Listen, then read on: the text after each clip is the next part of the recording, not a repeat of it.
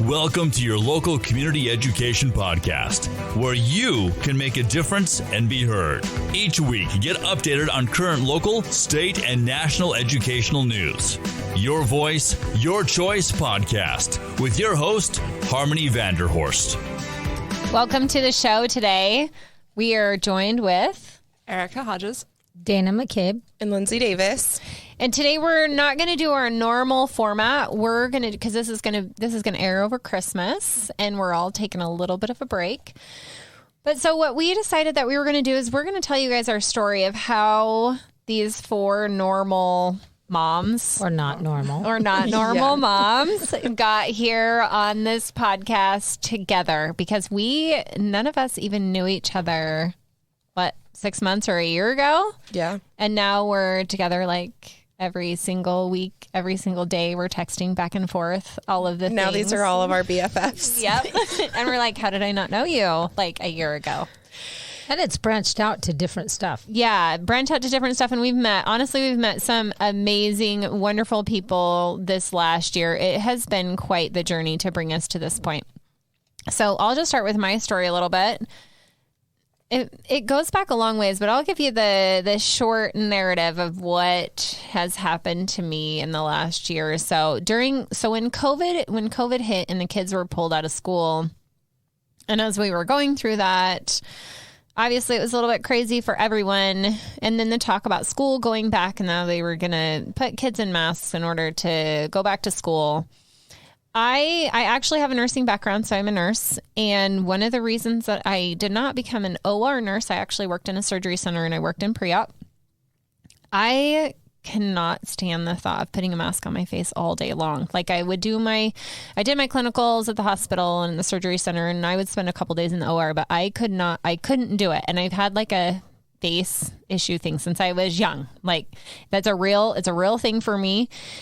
And the thought of sending my kids to school all day in a mask, I couldn't do it. And I have 4 kids. So my kids that year were in 6th, 7th, 8th, and a junior in high school. And so they're all older. We've never homeschooled.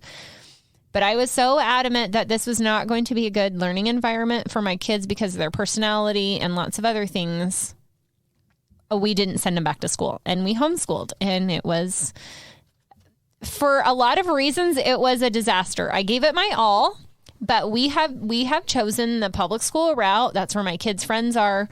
Just like me, I have 4 mini versions of myself that are all very opinionated and have very big personalities. And when they didn't think it was a good idea and they thought their mother was forcing them to stay home, after about 6 weeks, it was like, okay, we are all going to kill each other, or we're just going to go back to school and deal with the face mask. So I said 24/7 is a lot of time.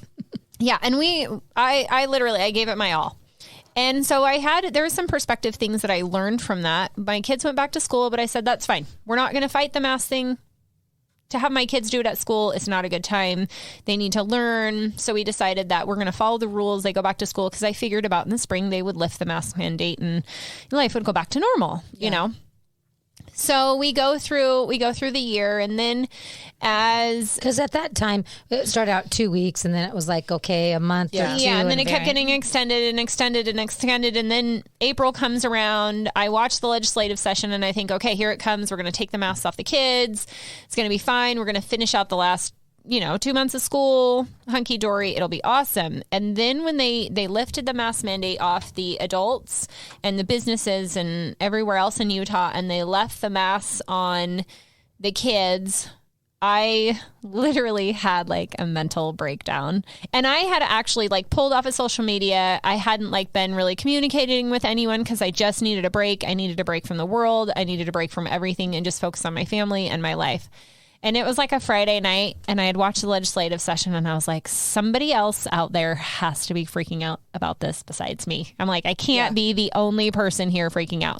You might have been the only person watching a legislative session on a Friday night. Well, I don't think I watched it on Friday night, but I was thinking about it all day, and by Friday night, my blood was boiling. I was like, they have legislative sessions on Friday nights. It wasn't Friday night. Only in Utah. But it was Friday night by the time I was I'd had it. And so I got on the internet it, and I found somehow on Friday night, I found this See My Smiles campaign, and I saw that they were coming to St. George on Saturday at like from noon to 4 at the Washington County School District office, and you could like sign up and they would like help you because Monday. And this was the campaign? This was the See My Smiles campaign. And then Monday they were organizing through the whole state, and I thought it was going to be like lots of people.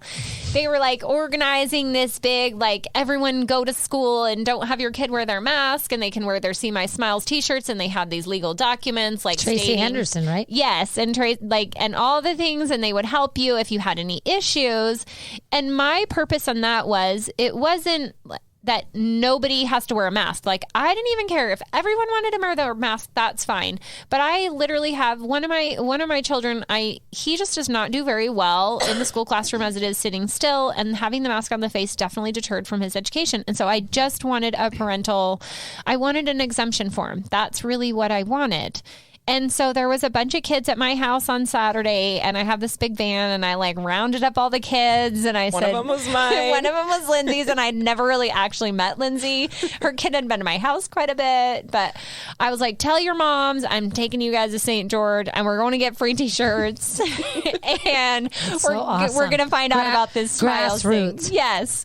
So we show up, and there's like hardly anyone there. There's probably like a dozen people there helping, but I have this van full of kids. There's probably like 10 of them, and we like get all these t-shirts, and I'm like, okay, on Monday we are going to school without face masks, and I'm all, you guys should probably tell your moms. Yeah. hopefully you guys can come back to my house after this.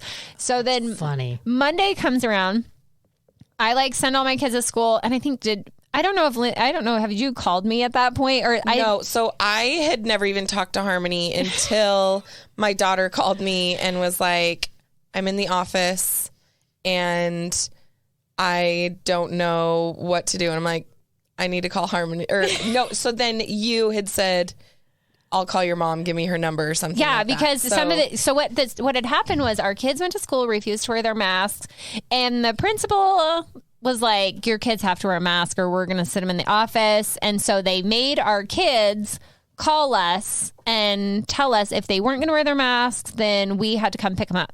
And I told the principal, I said, no. I said, my kid can sit in that room. I said, they're not going to wear a mask. America, do you hear that? No. Yeah, I said no. And then my principal was like, okay. I was like, I don't think he didn't really know what to do with me at that point. And so that's where it started. It snowballed from there. I met a whole bunch of other women. I learned so much about like politicians and the laws and the legislative session and who can help and who can't, and more about your rights too. Yeah, right? I learned a ton about my rights. I learned a ton about the Constitution. But what most of all that I have learned through this whole thing is that where we live in Southern Utah, I truly feel in my heart of hearts, most people here are good people. We have a lot of really good people. We have a lot of faith and trust in our leaders. And I think there's been a little bit over the years, we have put a little bit too much trust and authority in their hands. Complacency. Yeah. And so we have been a little bit complacent, and we don't really understand our rights, and we haven't been paying attention to what's going on. And so there's a little bit of overreach at this point. But I do feel like if people start standing up and demanding their rights back, that we will be able to stay free and open and keep our kids' education safe here. Because through this, the face mask issue was honestly probably the least of my concerns and the least concerning issue that we have had in the last couple years. The other things that are coming down the pipeline are absolutely crazy. And other states are they're further ahead on this journey than we are. Like if you look at California and state of Washington and Oregon and Virginia and New York, that's where we're headed if we don't stand up. And I'm not saying that everything I believe is right. I believe that I have a right to my opinion, and so does everyone else. I just believe that the school system the school system is one place that I believe should say nonpartisan and neutral, and we should keep our children safe. And just the overreach even in education with your kids, what they deem appropriate and what is actually appropriate with Utah law, you know. Yep. And so I've learned all those things, and my kids are older. I'm in a position where and this is the other thing too that I learned with the public education system. Could I pull my kid out and homeschool him? Absolutely. I absolutely could. And if you're in that position and that's right for you and your family, I absolutely think that people should do that. And even if I did decide to do that, I still think that I would be in this fight right now, because most of our society comes from the public education system, and there's a lot of kids who are at risk there. There is a lot of single parent homes, parents who work all the time, people who just don't have the means to be involved and have a voice. And I feel like I want to be a voice and help be a voice for people who don't have the courage or don't have the situation where they can do that. And so this is an opportunity for me to help not only my community, but also the kids that my kids socialize with. And so I want to make sure that we all have the same morals and values and beliefs. They're our future. Yeah. And they are the future of our country. And so that's kind of how I got into this in the short story, and got me into kind of know how Lindsay got involved. And then and it was funny because our kids were actually really good friends, and I'm like, I don't know if your mom's really gonna like me or not, and you're gonna be able to come over, but I guess we'll find out. And we actually, another one of our kids, their mom too has become a really good friend of ours, and our kids had played on the same football team for like 5 years, and I didn't really know them. Like, you talk to them every once in a while, but I really got to know her as well. And she's an amazing woman, and she was like, you know what, if my kid wants to stand up at school and he wants to stand up for his rights, I'll be danged if I'm a parent and I'm not standing behind my kid. And so she really supported. She was awesome. She was awesome. But same, she has a lot of kids, and, you know, she doesn't have as much free time as we do. And so I feel like we're a voice for that. Free time, that's all. My daughter came home from that See My Smile thing with you on that Saturday and was like, Harmony's exactly like you. And I was like, why? What was it? What did you do? And she's like, it was like I went to this thing with you. And so I was like, oh, Monday? Yeah, I'm in. You know what? I was so full amazing, in. though, is that because I went to the See My Smile thing. I thought I was going to show up because I was newer to Southern Utah. And I thought, you know, they're talking about the See My Smile rally. And I thought there was going to be a bunch of people. So I'm like, we're on the wrong street. Where is everybody? Yeah. And then we go and there's a table. And there's 4 people, and there was a sign-up sheet, and I was like, wow, that is not what I thought was going to happen. But now you look back, and you go, that tiny little seed, what came out of it? Wow. Yeah, and I've met a ton of really influential, and that's how... Because it was bigger, it was much larger outside. Up north it was. Well, and we were, like a week into the whole mask issue until we came across, like, CRT. And we were like, oh, whoa, like we're focusing on this, but look at this coming down the hatch. And from there it just snowballed. With all the issues. Okay, so Erica, how did you get involved? I went to that See My Smile thing as well. And I did not know that. I didn't either. I was there, and I got one of those yellow shirts, and my son was such a good sport, and he wore it to school. I had tried to get exemption for him before school even started. I knew it just felt it was coming and I needed it, and the district denied his exemption, even though he had a medical doctor. And so inherently this just felt wrong. And if you remember at the beginning of the school, they had done a parent survey, and 87% of parents said that they wanted their kids to go back without a mask. And I thought, yeah, there's people like there's our support, family, there's support. Yeah. And I think what draws me is that a parent has to be able to parent.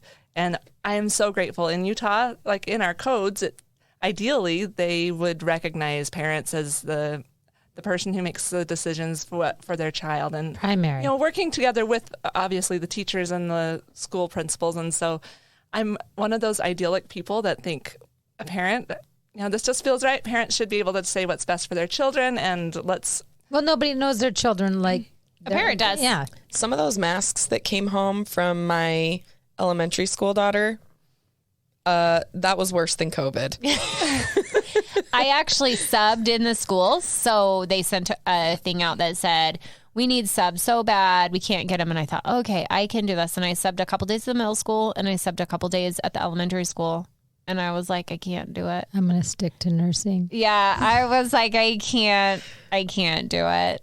And I only lasted like 5 days. Praise goes to the teachers that are called to do it. Yeah. Our teachers are awesome. Yes. Okay, Dana, what's your story? How'd you get here? So my story is I was a homeschooling mom in the communist state, I'm just kidding, of California for 14 years. Homeschooling was always what we had done. We were traveling the world, and then COVID hit and things just happened really, really fast. We could kind of see a little bit of what was coming, and we came to southern Utah and we're like, this is Mayberry. So we moved here 2 weeks later. Long story this short. So wait, were you on vacation and then you just never wanted to go back like a lot of people? No, we came to meet my husband's cousin, and I couldn't believe like Costco was open. We could actually have lunch. It was just crazy because we drove from California 10 hours straight, no cars on the freeway. We got here and it was just like, it was like a slice of heaven. Seriously, I can't even explain it. And so then we went back to California. Long story short, came back 2 weeks later, put an offer on a house, and 13 days later we lived here. But so it was a big transition because I just always thought we would homeschool. I didn't think that COVID, I thought it was going to extend, but I didn't think we would be sitting here today. So the trade-off was my kids are like, if we're not going to travel, can we go to school? So I'm like, fair enough. And so then the whole mask issue came and it just drug on. And so I went to the See My Smile thing, and I don't know how this happened, but I heard or saw on Facebook about a mom in Hurricane was having a meeting. And unbeknownst to me, I get there and I think there was only like 2 other parents from St. George, but I will say this, there were more people in that backyard than attended the whole See My Smile. There was probably like 35 or 40 people. A lot of people showed up. And I thought she knows how to organize. And then we just hit the ground running. We were at this, Harmony's been the leader of the pack. We'll just say that. That's why she's the host of the show. I didn't volunteer for that. It just kind of happened. Well, you were passionate about it. I mean, it was like... You're just so well spoken. Well, and just it was her kids. I mean, obviously everybody. And so I just think, obviously we all went into this. I just think it was much big picture. I don't think we all could have imagined that we would be sitting here. And my kids, I was appalled about what was going on in public education because it just wasn't on my radar at all. And people always go, "Do you always want to homeschool? Do you always want to be a parent?" I'm like, well, if you're a teacher, if you're a parent, you're a teacher. And so the mask issue, to Lindsay's point, it opened up a whole... It opened up Pandora's box for the nation, really. Well, and this is not going to be politically correct. My kids went to school for like a month here, and they go, public school is a lot different than what we've been doing in homeschool. I feel like they're dumbing us down. That was like, wow. So what I had said to them, their dad and I said, well, that's on you, because you have to challenge yourself and take AP classes. And because for us, the homeschool experience it wasn't just education. There was so much teaching them how to start a business, just things that you're not going to, that they had at a very young age. But it was appalling, the politics involved with local school board. You're just people not being held accountable. It's like, how did we get here? And then the Pandora's box of CRT, the social emotional learning. And as you start, I've done a lot of homework on it. As you've dug in it, you're like, oh my gosh.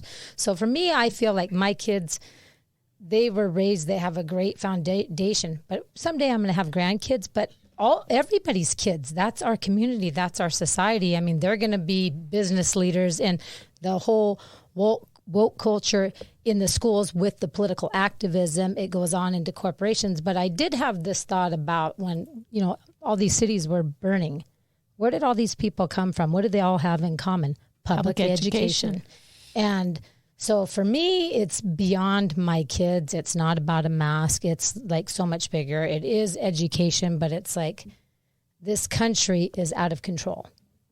And as parents, if we all stand up, I heard somebody say this on a podcast, it's moms. It's moms that are going to change the direction of this country. And I think that dads will too, but I think us moms learned in COVID, oh my gosh, we've been, busy taking care of kids, building businesses. What happened to our schools? And so that's why I'm here. And so it carries over into everything for me. So I think the main thing too, like what got me like personally, and I know you guys as well, it kind of got me angry because if you would have asked me if I would be doing this, even that Friday before the Saturday that you took the kids to the See My Smile, I would have said, heck no. is that the same Friday that she was the, special session? Yeah. And two, my husband was out of town on a fishing trip. That was the best. So he usually like tempers me when I like get on a roll for something, and he was gone for 5 days, and so it just kind of like snowballed, and by Friday I was like, well, now we're in. I can't stop now. I'm like, I already dove in. And I think when we got the news that they were using our kids as political pawns, I know for me, that is what angered me. And that's why I'm still going today, because I still see the injustice that a lot of our political people are doing. And it's not...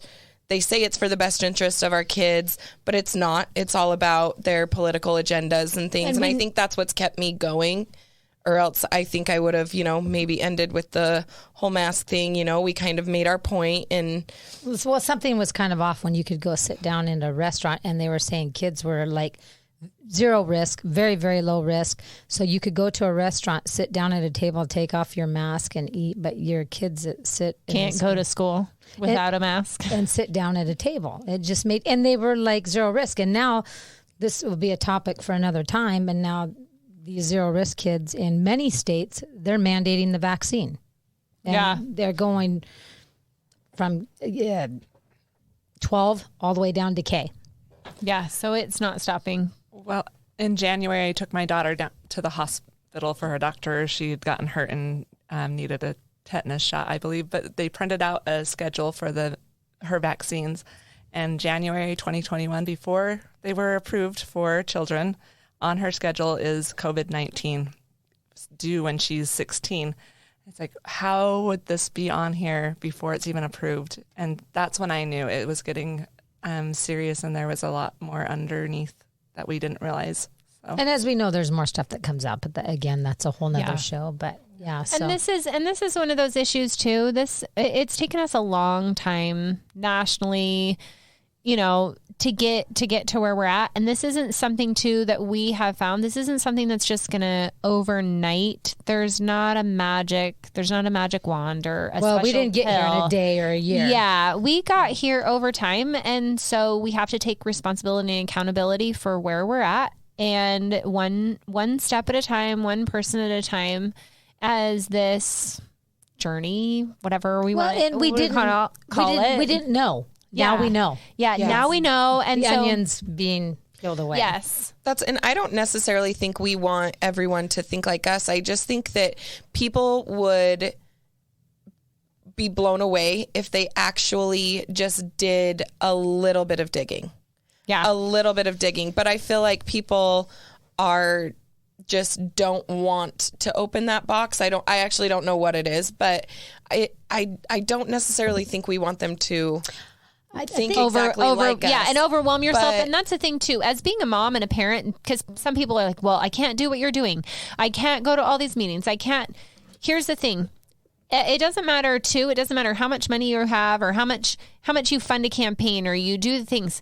You only get one vote. Doesn't matter who you are. And it doesn't matter who you are, how many kids you are, or how many kids you have or you don't have. Your one vote does make a difference. Your body does make a difference. But you also have to be mindful about where you're at in your life and what your family needs and what you need. There's a time and a season for everything. Just make sure I believe in prayer and fasting and being mindful. And when you're mindful of what you need, you will be able to help, and we will get the help that you need. You'll be able to contribute in the best way you can. And to just say, because I believe you guys have all been here in Southern Utah for a long time, coming from California, but we had a home in, I hate to say it, Seattle, but it's but people don't realize I've lived all the bad places. Yeah, I know. But when you come here, you're like, do they not know what's going on out in the world? And so I feel like it's a little bit of a bubble, but people need to wake up and protect this place because it's happening everywhere. And it is coming. coming. It's coming, but we have enough great people here to keep the bubble. And I think the best place to start is reach out and talk with your kids' teachers and then talk with their principal and just be in the dialogue with them. And talk with other parents. And other parents. Open up the communications and say, how can we make this better? Because there are a lot of good things happening here. Yeah. Yep. Let's protect Southern Utah. Let's do. That's why I moved here. Yes. Kay, enjoy your Christmas break and have a happy new year. Yeah, Merry Christmas. Thanks for All of listening. you. Happy New Year, ladies. You've been listening to Your Voice, Your Choice podcast with Harmony Vanderhorst. Like and follow our Facebook page, subscribe with your favorite podcast platform, and most importantly, share this with your friends. Till next time, this has been Your Voice, Your Choice podcast with Harmony Vanderhorst. This has been a production from A Podcast Studio.